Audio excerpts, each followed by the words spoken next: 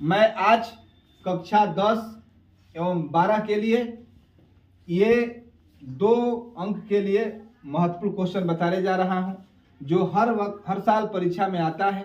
10 में भी आता है और 12 में भी आता है।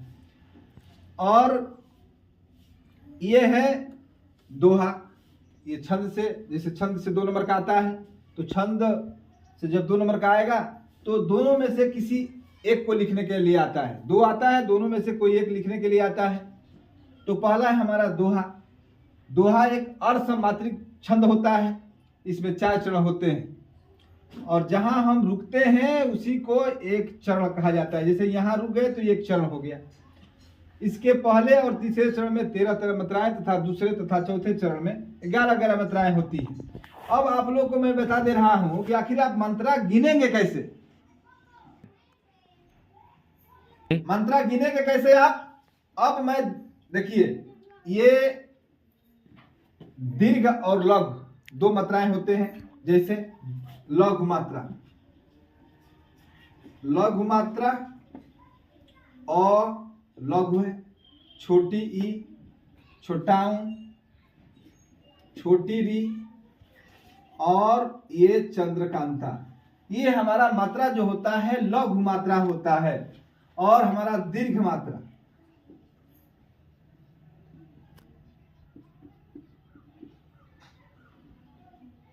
आ, बड़ी, बड़ाऊ, बड़ी री, ए, आए, आओ, अंग और अ।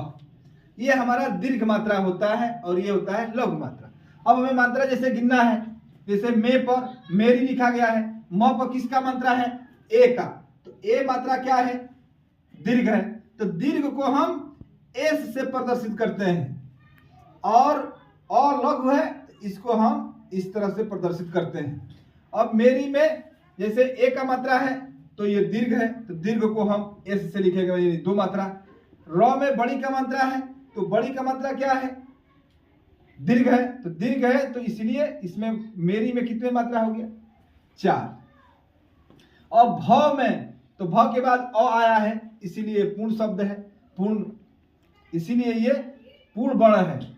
और व में भी अ आया है, इसीलिए पूर्ण वर्ण है। तो दोनों में अ आ गया, तो भ में का 1 मात्रा और व का 1 मात्रा, ये 2 मात्रा हो गया। इसी तरह हम मात्राओं को क्या करेंगे, गिन लेंगे और गिनेंगे। जैसे दिया है कि मेरी भव राधा, मेरी भव बाधा हरऊ, राधा नागरी सोई।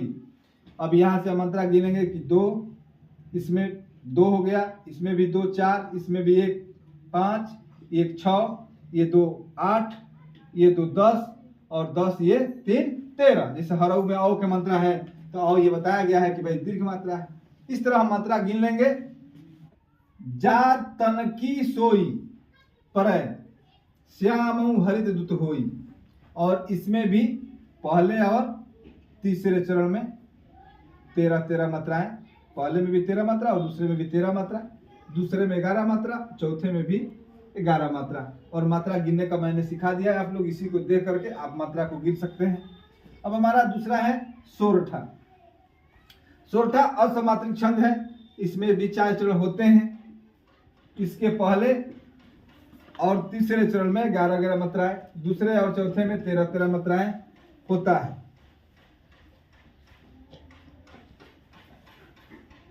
अब यहां ठीक ये दोहे का उल्टा होता है सोरठा।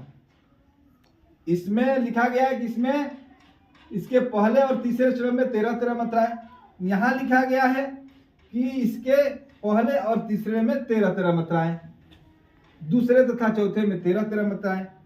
और इसमें पहले में 13 मात्रा है, इसमें पहले और तीसरे में 13 मात्रा है और इसमें दूसरे और चौथे में 13 मात्रा है। तो दोहे का उल्टा सोरठा होता है। अब ये उदाहरण के द्वारा समझाया गया है। मात्रा गिनने के लिए आप लोग को मैं बता दे रहा हूं कि यहां से आप लोग देख लेंगे कि कैसे मात्राओं को गिना जाता है। दिया है कि राम स्वरूप तुम्हारा बयन गोचर बुद्धि पर, अभिगत कथ अपार नेति नेत नित निगम कह, अब ये मात्राओं को गिना गया है कि पहले में जैसे ये 3 मात्रा है, ये 4 3 7 हो जाएगा, 7 4 11। ये पहले चरण में 11 मात्राएं। और दूसरे में हम गिन लेंगे कि 3 मात्रा, फिर 5 मात्रा, 8 मात्रा, 8 3 11, 11 2 13। तो इसमें हो जाएगा 13 मात्रा। फिर हमारा ये तीसरा चरण आ गया, फिर इसमें 11 मात्राएं होनी चाहिए। और विगत में 4 मात्रा, और कथ में 3 मात्रा, और पार में 4 मात्रा। इस तरह हमारा 11 मात्राएं। इसमें भी फिर 13 मात्राएं होगा। नेति में 3 मात्रा, नेति में 3 मात्रा, नीति में 2 मात्रा, निगम में 3 मात्रा, और कह में 2 मात्रा। इस तरह हमारा 13 मात्राएं होता है। धन्यवाद।